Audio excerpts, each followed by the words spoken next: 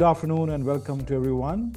So my name is Mehmosh Khwaja and I will be leading this next session on sustainable finance with all of you. Looking forward to it.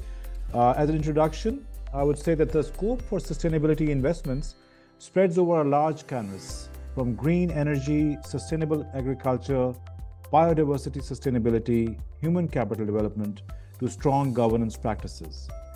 While science and research have established that long-term business sustainability of a firm depends on proactive integration of its material ESG factors, it is also becoming increasingly clear that an effective integration roadmap is critically dependent on a conducive financial ecosystem that supports sustainability investments.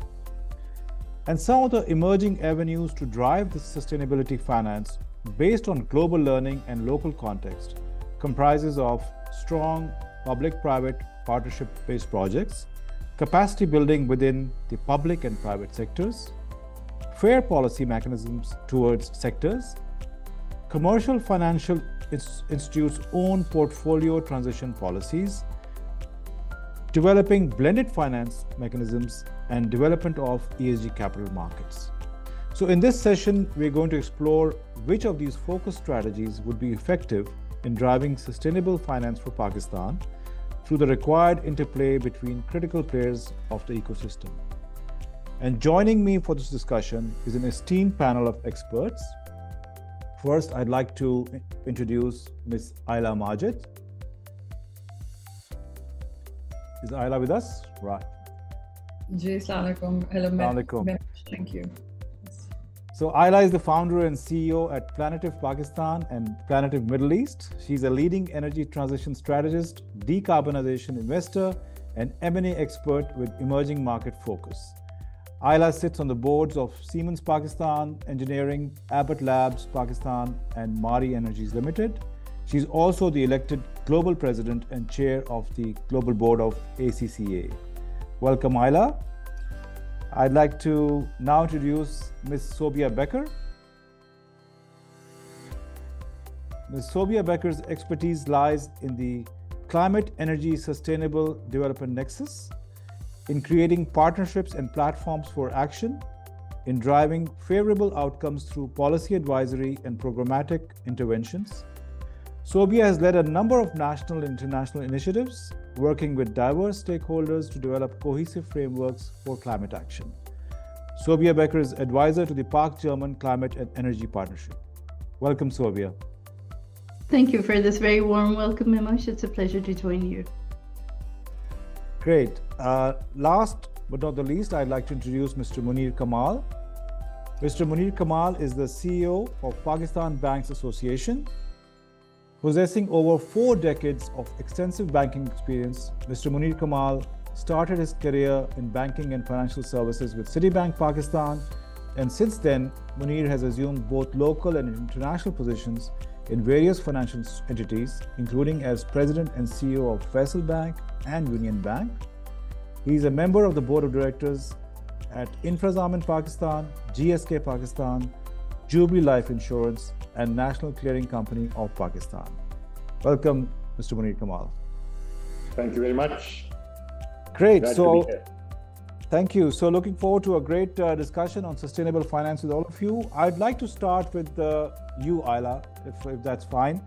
And I'd like you to set the stage for us overall by talking a little bit about the economic policies and incentive frameworks that could drive sustainability and decarbonization investments by the corporate sector.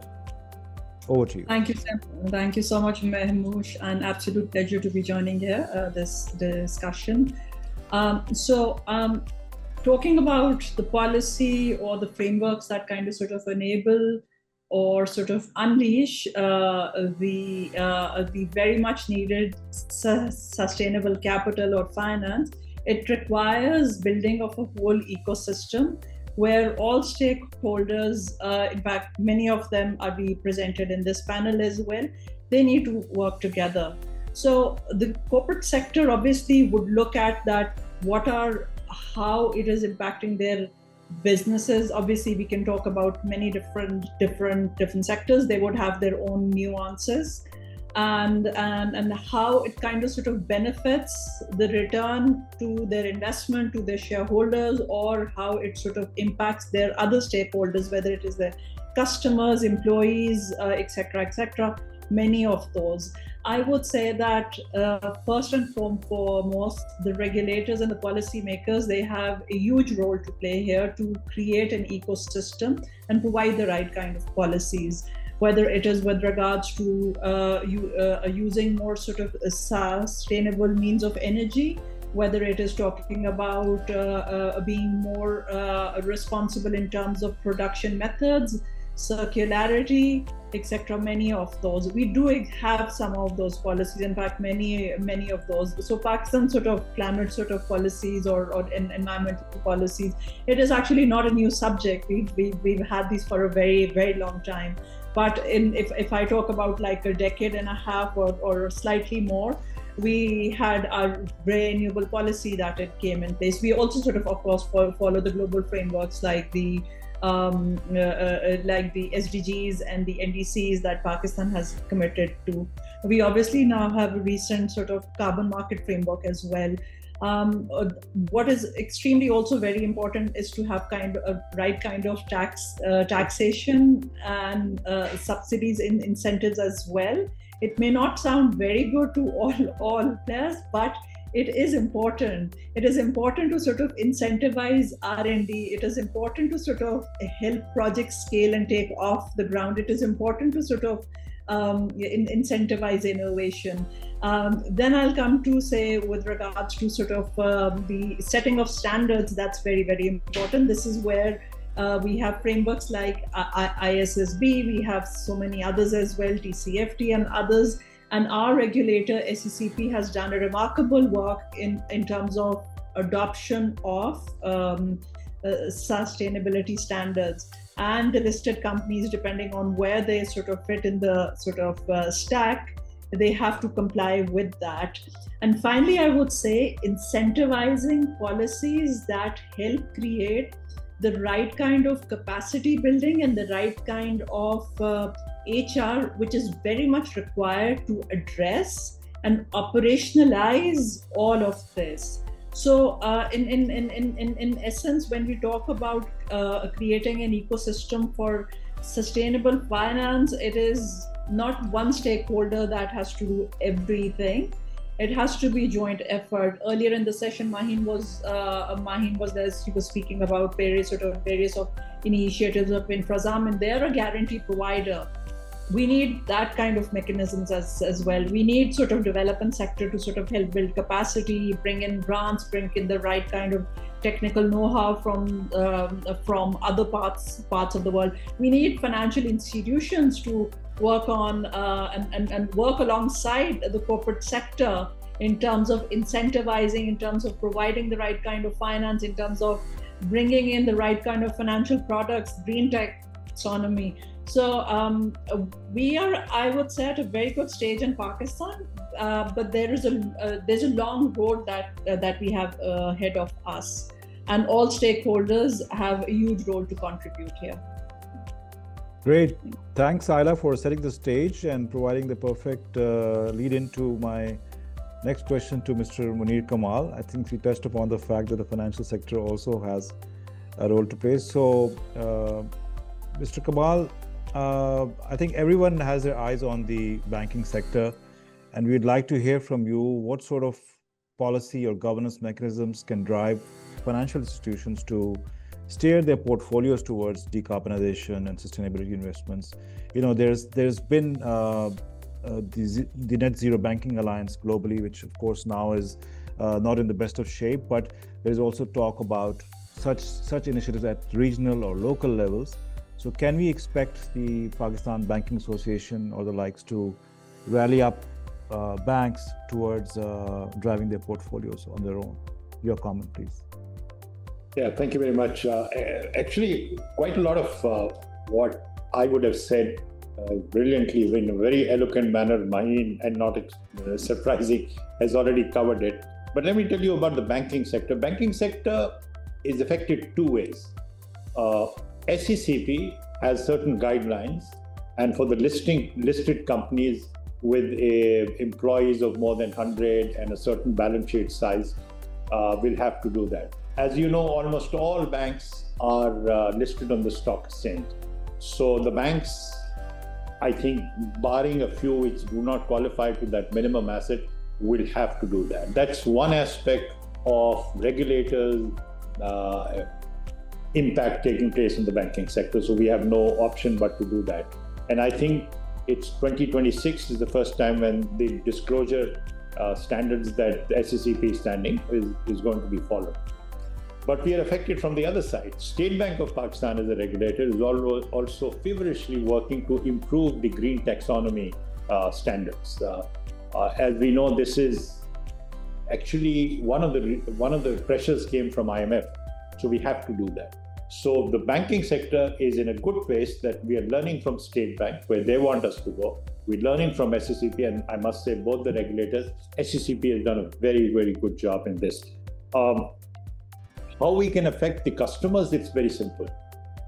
At some stage, there will be pressure on us to do the lending on a certain basis we have to follow. Don't forget the fact, Maheen mentioned this, now it has become crucial because IFRS standards that the banks and of course indeed the others have to follow, there is S1, S2 standards that they are issued. And pretty soon we have to follow that. So the stage is set. We are at a very, very early stage, Pakistan, whether the corporate sector or the banking sector. But I think the regulators are moving and pushing us in a place where we have to start running. We're just trying to understand what's going on. And the reason why it's going to be from the banking sector, let me tell you another thing. We have collaborated with BII and we're trying to create a sustainability report or standards for the banking sector. When we say we, I'm talking about PBA. So with BII, British International Investment, we are going to create standards that the entire banking sector is going to follow. And this sustainability report, if everything goes all right, the first on an industry level, some of the banks have done a great job. Habib Bank, Bank Al-Falah, these two come to my mind. They already have a sustainability report, but we want to standardize for the banking industry on world-class basis. So hopefully in 1 year's time, by next June, our sustainability report based on what we learned from BII. And by the way, we are also taking State Bank's opinion on that and how to move on that. So something good will emerge in a year's time, definitely. Thank you. That's very refreshing to hear, and we all look forward to that initiative from Pakistan Banking Association. I will move now to you, Sobia, and if you don't mind, just building on the conversation we just had with Munir Saab, I will want to know a bit more about the green taxonomy from you. If you want to, if you can come in. We've heard about the green taxonomy yesterday as well from State Bank, and now again been mentioned today. We know that it's been finalized, but from your perspective, from your international experience, how should the green taxonomy be best leveraged to drive sector level corporate decarbonization? Because I think corporates are asking this question, how is this going to be used? So your perspective on this.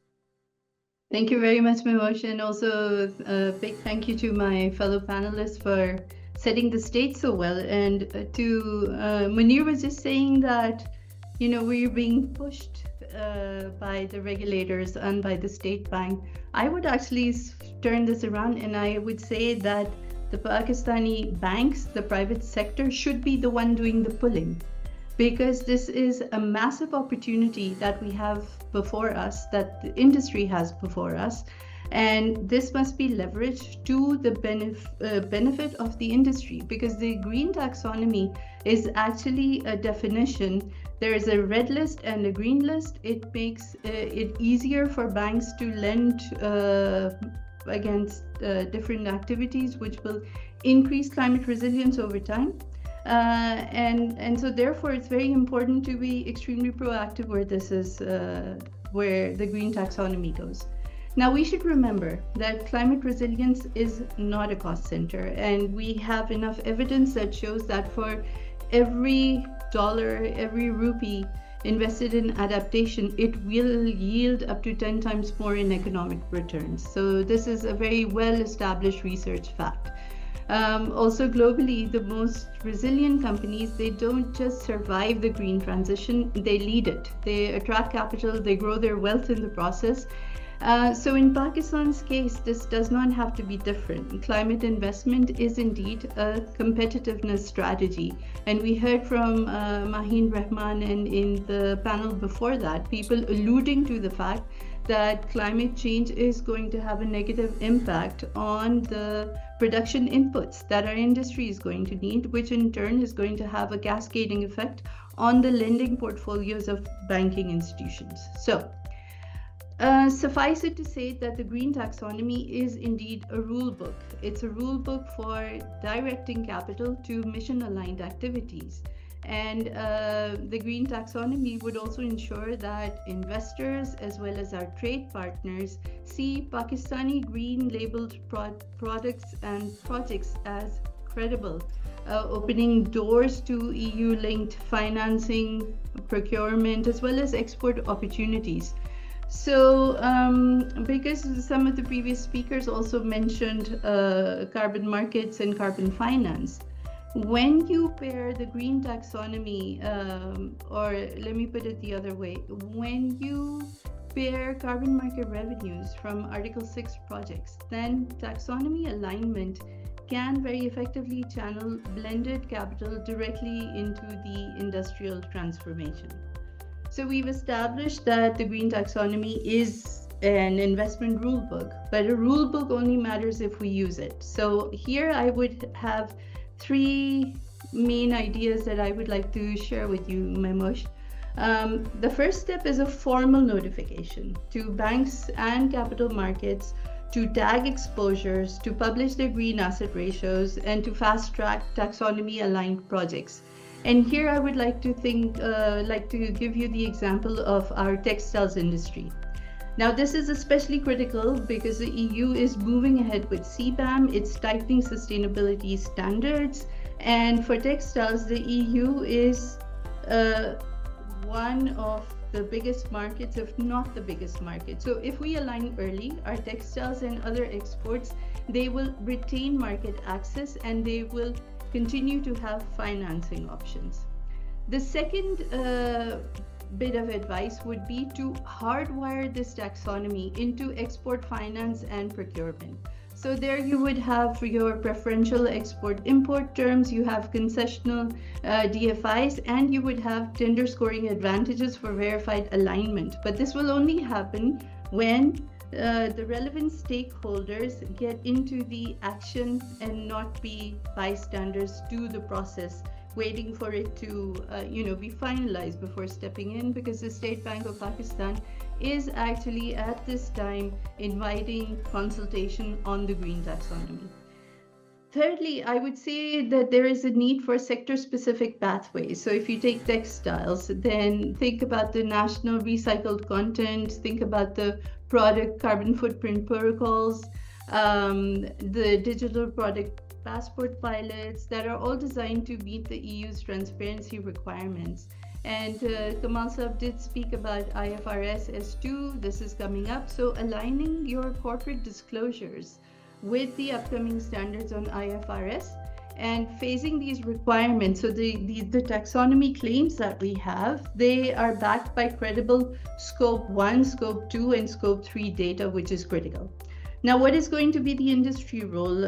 I don't know if we have people from the industry in this audience today, but you have to tag your CapEx as well as your revenues to the taxonomy, and then you set extended targets, creating space for financiers and buyers. And this credibility will make the Pakistani taxonomy really a destination of choice for both domestic and international capital. So in short, we need to move from broad ambition to bankable details so that every credible transition plan in Pakistan becomes an investment opportunity connecting domestic priorities to international capital flows. And before I stop, I'd just like to mention that German Development Cooperation in Pakistan is gearing up to launch the first ever climate resilient finance champions cohort. I'm still thinking of how I'm going to brand this, But this is essentially going to be an in-depth training on ESGs, on the IFRS, on climate stress testing, lending portfolios to help financial institutions better cushion themselves against climate risk, and then going deeper into what we can do. And my vision of the future is that we would then have a meso level climate risk insurance product that is then designed to protect lending institutions from climate shocks, which in turn will ensure that economic activity and finance, the fiscal space, doesn't shrink. I'll pause here. Okay, great. I think thanks definitely for your advice, and I'm sure the financial sector will benefit. The State Bank will also make note of your comments and your suggestions. I will move back to Mr. Munir Kamal now, and just to shift the focus a little bit away from banks and financial sector now to your experience, Munir Saab, as an institutional investor. I think the institutional investors have played a major role, as we heard all through this conference, in developing ESG capital markets. Where do the institutional investors in Pakistan stand today? A lot of banks are institutional investors as well. So, and what can you say about their role and how that can be accelerated towards developing the capital markets for ESG? First of all, the investors, let's start talking about the global investors in the Pakistan Stock Exchange. So, and by the way, right now it's pretty low level, but at one time we had about $4.5-5 billion from institutional investors. And these are the big boys, the BlackRock and Vanguard and Fidelities. Increasingly, when they now invest in companies, they will be looking at the disclosures made by the companies. They will be forced by the rules played in their country. And Pakistani companies will understand that the investor, if you have to woo investors from outside, will have to follow certain standards, whether it's taxonomy or the standards set by disclosure standards set by SECP. So this is going to come. The first set of industry corporates who got this message from outside were the exporters, not the financial sector, not the big banks, not sophisticated corporates. The exporters, for example, Interloop, exporter of socks, and they've done a great job in ESG side, by the way. So their exporters, most of the European exporters at least, are saying, guys, if you don't do X, Y, Z, we can't buy from you. So that process of outside pressure has already started, and I'm sure some of these are SMEs that could be qualified as SMEs if they were exporting. So that part is there, and it is expanding on a daily basis. I'm sure by next year, let's say portfolios that the banking sector, of course, they invest in the Karachi Stock Exchange, Pakistan Stock Exchange. They will have the same pressure as we move forward. They will have to fight. And that is where the corporates will get the message to get themselves organized in this particular field. So this is inevitable. This will happen. And it is happening, as I said, it has started from the exporters in Pakistan. The football manufacturers of Sialkot, they just can't sell to European companies. FIFA is not going to buy from them unless they follow certain standards of ESG in their companies. So that's a very, very good news. So I think to that extent, those exporters are ahead of the financial sector. We are just starting to feel that pressure. And eventually, I'll give you an example of Infrazamin. Infrazamin, when they make a credit proposal, they have to state that what kind of a development impact is. And increasingly, these, for example, soon they'll be doing a green bond. I mean, this factor is started. So when you have companies like Infrazamin, and it's a pleasure listening to them when I am part of these things have already started. The corporates will get the message, have already got the message, and the regulators too, State Bank and SECP, will ensure all of us, even if we are, kind of moving slow, we'll have to move that way. Business requirement will make them move in the right direction. Great. So I think once institutional investors in Pakistan start to also move, then there will be an additional player which moves the ESG adoption much faster. So that's great. Sobi, I'll come back to you. There's one thing that you touched upon, which I think our audience would love to know more about, especially our corporate sector, and that is the Paris Agreement Article 6. I think if you could throw some light on what these carbon markets hold for our corporate sector. Are there any benefits or opportunities for them to drive this, or is this mainly a government topic, or is this a big boys topic? If you could just elaborate a bit. Thank you for that. When we talk about sustainable finance or blended finance, the carbon market mechanisms are one tool in a menu of tools that any government/private sector entity could have in its portfolio. And more we're seeing a lot of responsible investing. We're seeing patient capital. This patient capital wants to invest in climate smart, climate resilient practices, as Munir was just mentioning, with the FIFA example and the European examples.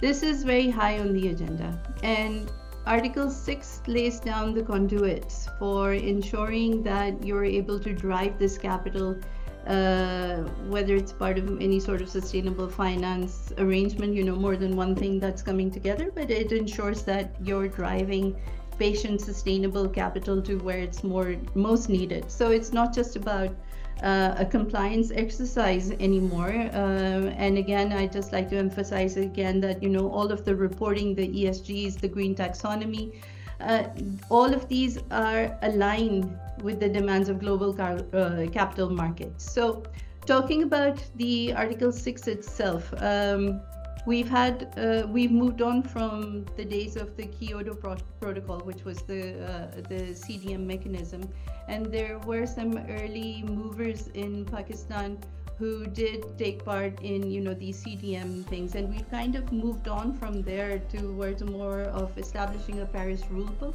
which is still being discussed. Article 6.2 and Article 6.4 would be most relevant, with the caveat that the details for Article 6.4 are still coming. However, Pakistan is not going to be able to attract using the internationally transferred mitigation options, which a lot of people often kind of use with carbon credit, use the two terms in the same fashion. But the ITMOs are going to be the main vehicle. But behind ITMOs, there are very stringent requirements for how a company is going to ensure that the product or whatever they're investing in holds to the highest standards, environmental standards, social standards, governance standards, and also climate standards. And this is very important. But in the absence of meaningful regulatory, legislative frameworks in the country, this is going to be very difficult to implement, because for the company that invests in Article 6 related transactions, any carbon market mechanisms, this, if it goes awry, it means a massive reputational risk, which they are not able to bounce back from. Because now your climate stewardship, your sustainability stewardship translates into a dollar or a euro value for your customers. So, this is very critical. And for Pakistan, if we want to direct capital in a way that delivers the sort of transformation that we want to see, this will mean that Pakistan has to ensure that its domestic frameworks, from the green taxonomy to the disclosure rules, they're fully aligned. What Pakistan needs right now is a clear national Article 6 playbook. You need one window, one clock, you need one contract. You need a designated authority that's going to have a prescribed authorization timeline. It could be 90 days. You're going to need a standardized monitoring, reporting, and verification template, and this has to be solid, and an interoperable registry so that carbon credits are credible and they are bankable.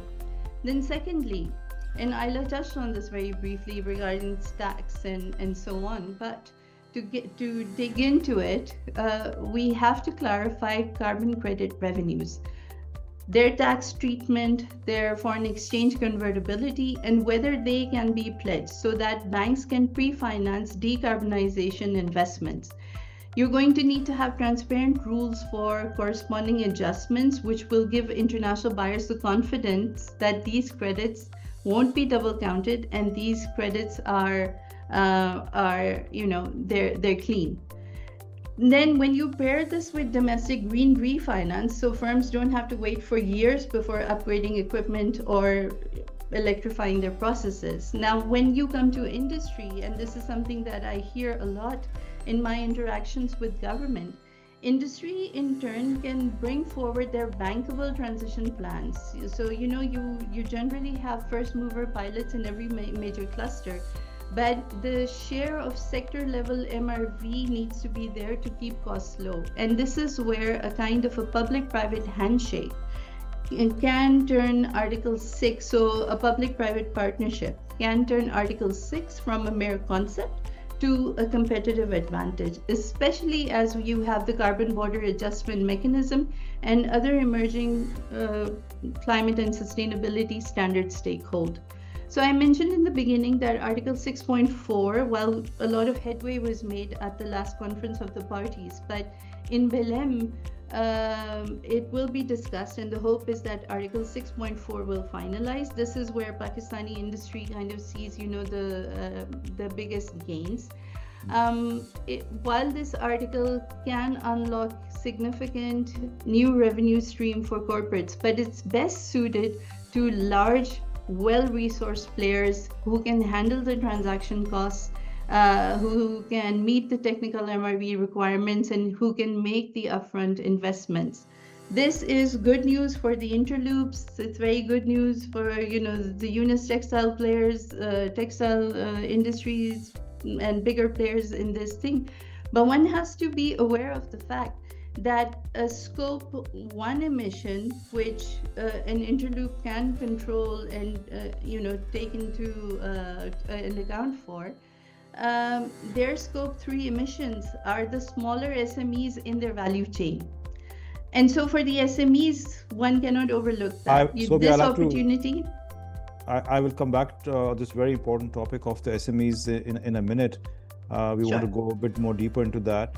But before we touch the SMEs, let me get to Isla now. And we want to talk about a very important sector of the society, which is agriculture, and the challenge that it presents in terms of being such an important part of the economy, however, also significant contributor to the emissions. What do you say about this sector, Isla? How can we influence and integrate the sector also in the sustainability journey that we have as a country? Because so far it's untouched. I'm glad that you mentioned about this sector, because this is a very important sector. From our country's perspective, we are looking at a sector that contributes 19% to the GDP and about 38% to the labor force. And then in terms of the emissions, that if agri practices are not correct, or if the resources are not done right from the point of sowing to harvesting, and then to a crop getting to the end user, there are lots of emissions in the entire supply chain. In terms of the resources that are used, those are also kind of quite immense.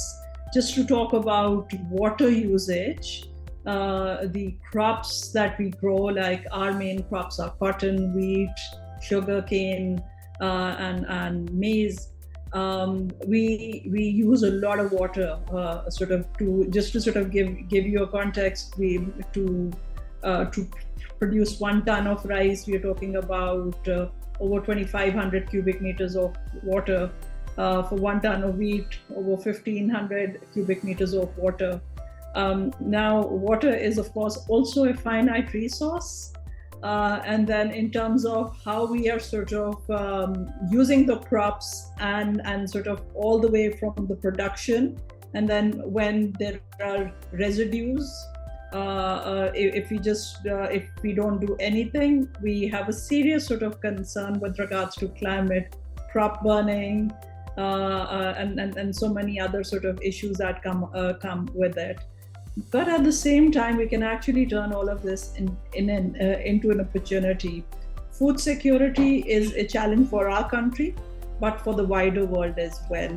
And if farming and agri practices done right, we can bring in more efficiencies, we can reduce the emissions, and we can also ensure that there is higher productivity levels, which ultimately lead to the income to the producer, to the grower, to the farmers, and everybody else involved in the chain.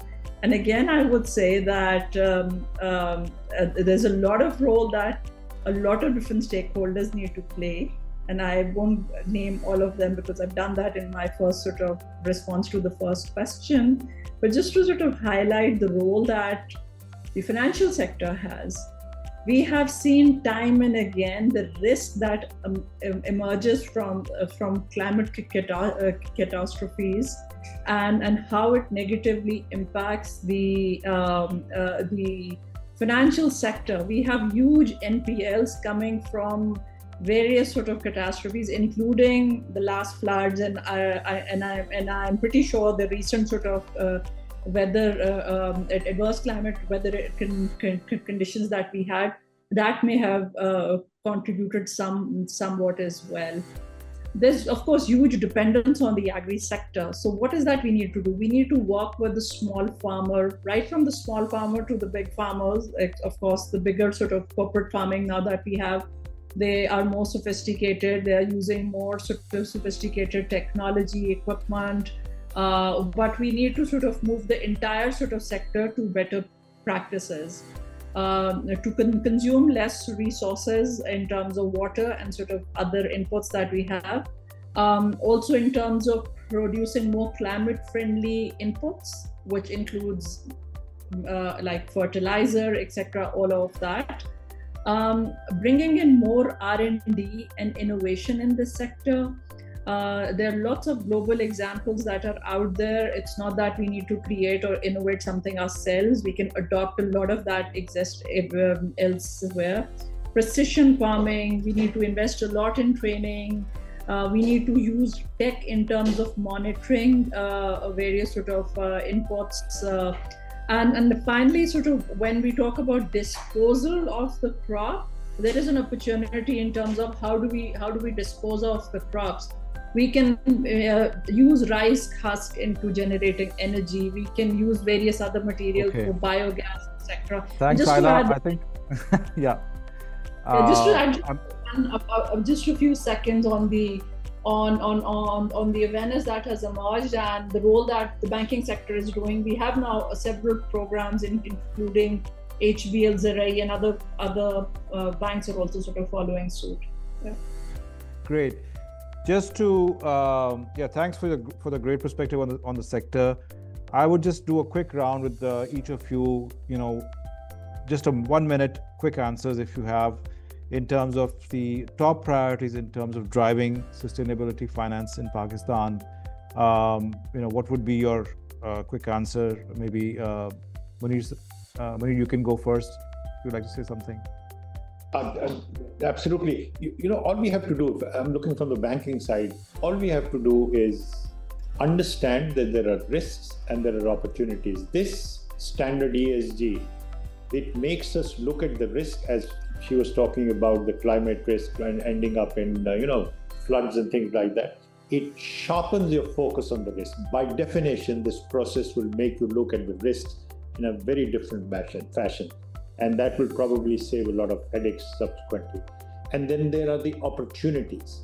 For example, the opportunity, if you follow the standards, it will make diversity actually real and it will move towards that. Diversity means good for the business. And many other opportunities are linked. For example, water preservation and electricity preservation, moving to renewables. These are all outstanding opportunities. And at the end of the day, people may think that this will cost. No, it will not cost. It will actually add to the profitability. And the governance, by the way, we talk very little about the governance part of this whole exercise.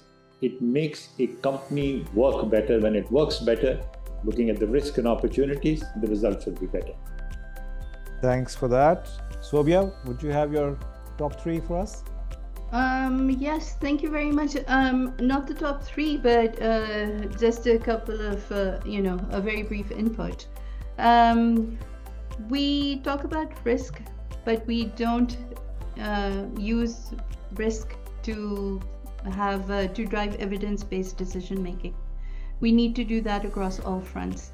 And then finally, recognizing that a green taxonomy is going to set the rules and it will direct capital. You need public-private partnerships and blended finance that's going to scale execution and delivery. And then combined together with an Article 6 type mechanism that will generate new international revenue. Combined, all of this is going to turn climate investment from a compliance cost into a growth engine. And this is a moment for Pakistan's private sector to work with the Pakistani government, not just to comply with standards, but to shape them and to shape the policy response, because the window is open. And the question is whether we can move quickly enough to make sustainability our competitive advantage. Thank you. Thank you, Sobhya. Ayla, would you have the final remarks for us, your top lever? So I would very quickly say that be bold, take risks. We need to create solutions. Nobody is going to come from the sky and sort of make things great for us. We need to trust in the process. We try and innovate. And once we have like the pilot projects successes in sort of various sectors, then because we started from the corporate sector, business people, the private sector, they're very smart. They will go and materialize these opportunities. I think we need to work together in a collaboration, in a collaborative way. And I think there are lots of great examples that we have out there. We need to bring in the best and start to put things in practice. Thank you. Great, thank you so much. So as one of you said, the private sector has to take the lead, not wait for the other players to come in the game of sustainable finance. We have less than 10% of private capital contribution towards sustainable finance. We hope to reach up to the global levels, which are up to 50%, corporates and individuals. And with your great ideas and support, all your institutions, we hope to make a difference along with the corporate sector. Thank you very much, and back to you, PICG.